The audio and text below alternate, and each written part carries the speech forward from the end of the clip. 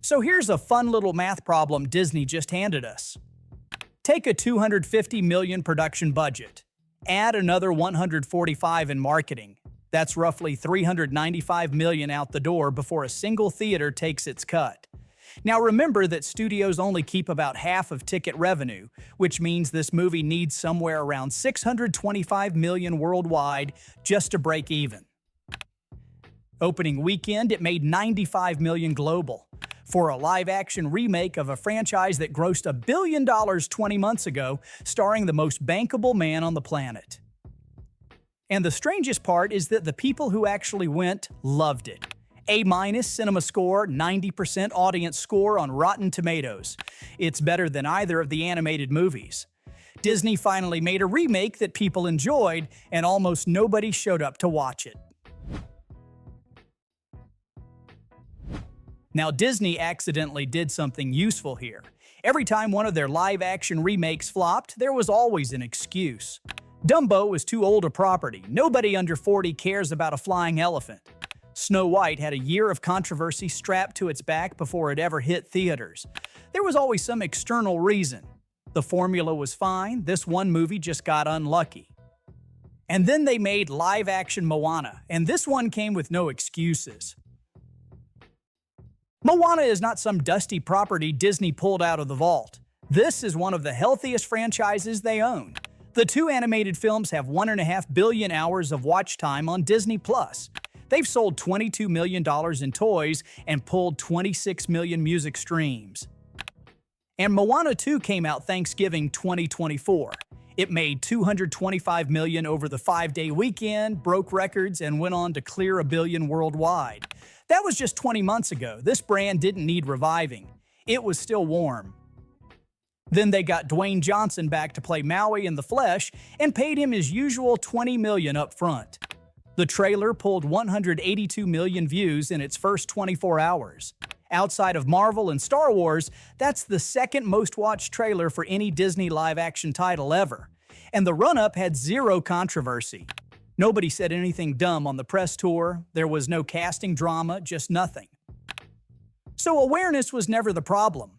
Everybody knew this movie existed. People just looked at it and decided not to go. When this thing first hit tracking, the numbers looked great. Early services had it opening somewhere between 70 and 80 million domestic. Disney internally was projecting 60 to 65 and about 140 million globally. And then the projections just started sliding, down to the low 60s. Then exhibitors looked at pre-sales and pushed it down to the high 40s, and those pre-sales were sitting at $4 million heading into the weekend. $4 million for a $250 million summer tentpole. The final weekend number came in at 43. Let's put that into perspective for a minute. The original animated Moana opened to $56.6 million back in 2016. Brand new property, nobody had heard of it. The remake of a billion-dollar franchise with The Rock opened lower than that. And Snow White opened to $43 million. That's the movie everyone considers the floor for this whole genre. So those two are now competing for the worst remake opening in Disney history. And one of them had every excuse in the world, and the other had none. International didn't save it either. $52 million from 50 territories. And in family markets like Mexico and Brazil, Moana lost the weekend to Toy Story 5, Disney's own movie in its fourth weekend. Critics gave it 34 on Rotten Tomatoes. That's the lowest score ever for a direct live-action Disney remake. Lower than Snow White at 39, lower than Dumbo at 46. And the reviews weren't saying it's a bad movie. They were saying it's a pointless one. It's basically a shot-for-shot recreation of a film you can already watch at home on Disney+. So what actually went wrong? There's 3 things, and Disney did every one of them to themselves. The first is timing, and honestly, this might be the whole story. Moana 2 came out in November 2024. The remake showed up 20 months later. There's this quote from box office analyst David A. Gross, and he put it simply, "The story wasn't ready to come back, and people weren't rushing to see it again." And look at which remakes actually worked. Lion King, Aladdin, Beauty and the Beast, Lilo and Stitch, all based on movies from the 90s and early 2000s, all opened above 100 million, all crossed $1 billion. Because what Disney is actually selling with these remakes isn't the movie, it's nostalgia. Parents taking their kids to see the thing they grew up with. But Moana is just 10 years old. The kids who watched the original are teenagers now. And the kids who'd go today just saw Moana 2 last year. There's nothing to sell them. The second problem is scheduling. July 2026 had 3 family films stacked into 1 month. Toy Story 5, then Minions and Monsters, then Moana coming in third. There's no way it would have worked. And the way they picked this date makes it even funnier. They didn't want the open July 24th slot because that's between Nolan's Odyssey and the new Spider-Man. And they didn't want August, so they dodged 2 movies aimed at completely different audiences and parked their family movie in a family movie traffic jam, right next to their own Pixar sequel, which then beat them in Latin America. And finally, the cost.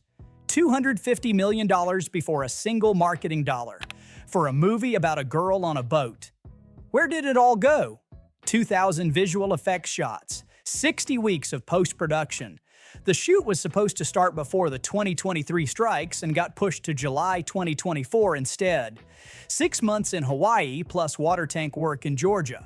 For comparison, Supergirl cost a net $170 million and it's projected to lose over $200. Moana cost $80 million more than that. Let's just run the math here. Disney spent $395 million total. Say the movie legs out to $300 million worldwide, which is the optimistic scenario. Disney keeps about half of that, so $150 million comes back.